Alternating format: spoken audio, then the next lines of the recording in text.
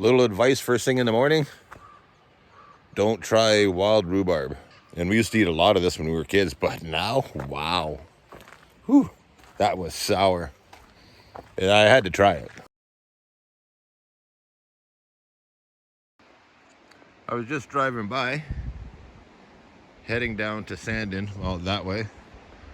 But I seen this sign, Sandon Cemetery. Well, I guess this cemetery has been established, or was established in 1898. I guess that's when the town was incorporated, or the year Sandon was incorporated. So I'm guessing the town itself probably goes back to the 1880s, maybe, I guess. But it's a fair size cemetery, actually. There's not very much left to the graveyard. I'm not going to walk through it or anything like that. But it's good to see people keeping stuff like this up. The people from Sandon, the people left over in Sandon that are living there now, they're the ones that are actually keeping this up. I guess it's financially assisted by the British Columbia Heritage Trust. So that's good that there's organizations keeping these things up. But I'm going to head down the road a tiny bit more. That's where Sandon is. I think it's only about 1 kilometer or 2 up the road here. But let's head down there. All right, guys, I'm in Sandon here. There's one house that somebody lives in. But we got these old trucks here. And I'm guessing those trucks probably hauled the gravel and silver and stuff like that. But they got all these buses that came from Vancouver. I think most of them came from Vancouver. Some of them are trolleys. But I'll show you some of the buses here. But these buses here, they got the names on them from the area they came in, like Stanley Park, Broadway, to Oak. And they even have a campground here. But there's a bunch of old equipment here. And look, they even had hot tubs back then. And then over here we got the river. And if I remember right, what I read, that's a pretty nice hot tub. But what I think I read is this river, okay, it goes down, and over here we got a store. Well, we got a store, and actually on the other side I think there's where the old hotel used to be. But the town used to be along here, and the boardwalk used to go over top of the water. And they had the houses and the stores and that on either side of the boardwalk.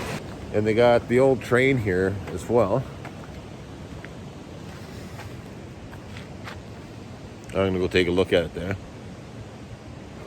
But the train's from the Canadian Pacific Railroad.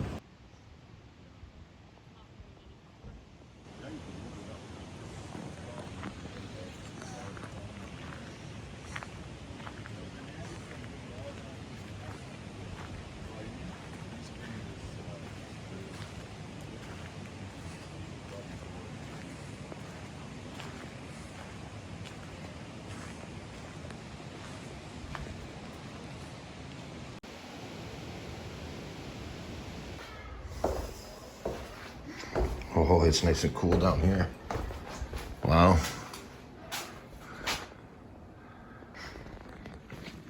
The guy upstairs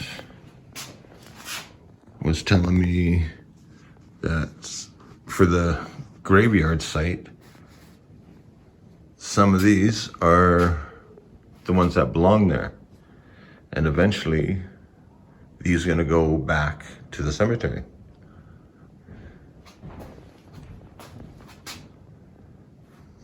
Huh. Jeez.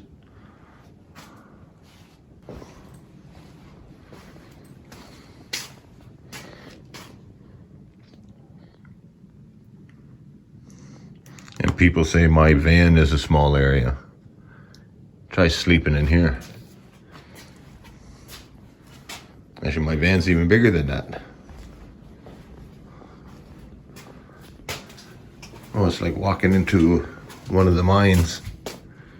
Oh, buddy worked pretty hard today. Oh, so did he.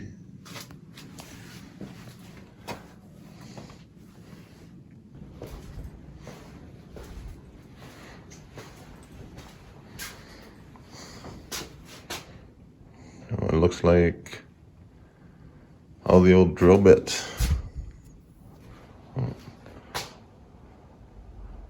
But he lost something. Even up here, I guess apparently there's schools, churches, a lot of homes. There's like about 100 homes up there. And I guess at one time there's like 5,000 people in this town. Going up this way, they got a pump station. But the guy who runs the pump station, that's the pump station. Oh, that's the pump station right there. And that supplied electricity to the whole town. But the guy who shows you around in there, he's the original owner's grandson. So I thought that was pretty cool. I'm just going to head back to the van here. And I guess we'll go down the road and see if I can find anything from Cody. The guy in the museum there, he was telling me that if I go down about 2.5 clicks, there'd be a building there, and I guess the building down by the water or something like that, he was saying, that used to be the old train station. But we'll go down there, we'll take a look. So I guess this is the first building I come across. So I'm guessing that's the train station the guy was talking about, or that used to be the train station. And it kind of looks like it could have been. Let's see if I can get in here.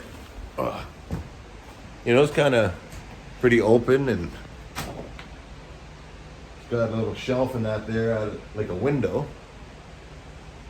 It's not a door, so it's kind of looked like it might have been the ticket booth.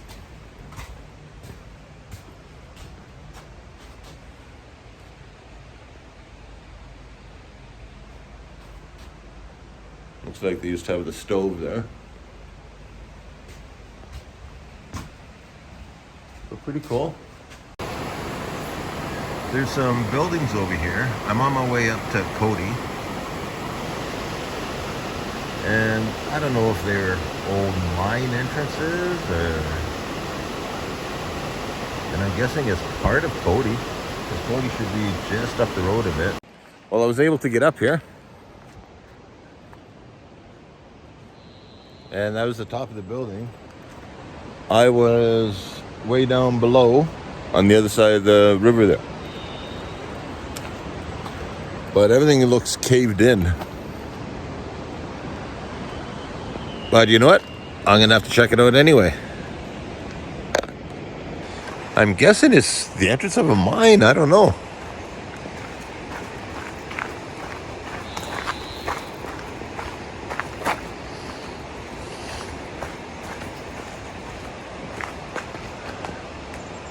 But they got like a sluice or something there,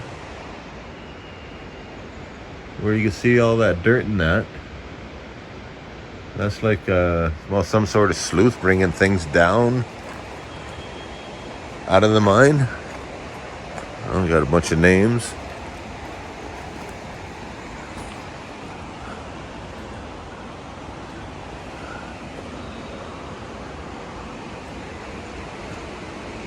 Let's check down over here.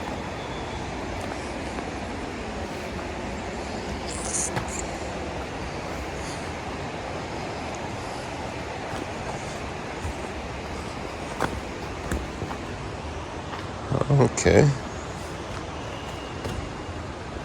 Yeah, it's got to be some sort of mine or something. Can't see way back there, but spider webs all over the place.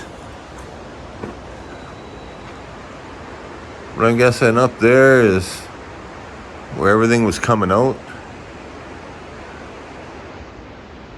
They got like things going out that way.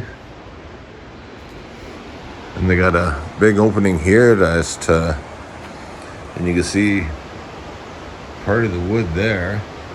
Looks like it was some sort of trolley or something going down. And I'm guessing this is something to do with Cody.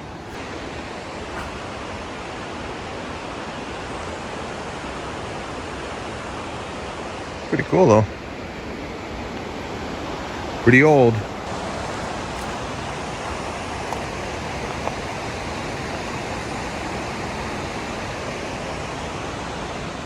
So what did you guys think of Sandon and Cody? Let me know in the comments below what you thought about it. But I'm just at a roadside turnout here. I'm just outside of New Denver. What a beautiful spot. It's overlooking, this is, what was it? Lake Slocan. Lake Slocan. It's actually a really big lake. It's longer than it is wide. But what a beautiful spot here.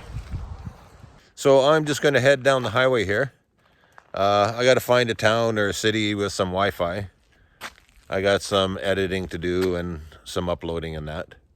I've been in the backcountry now for, I think it's 3 days. No Wi-Fi, no cell service. Every once in a while I get to spots they got cell service. Just coming out of New Denver, they had cell service there, but no Wi-Fi around. So let me know what you thought about Sandon and Cody in the comments below. And as usual, my name's Darryl. This is Van Mountain Van Life. I don't know where I'm going next, but I hope to see you on the back roads.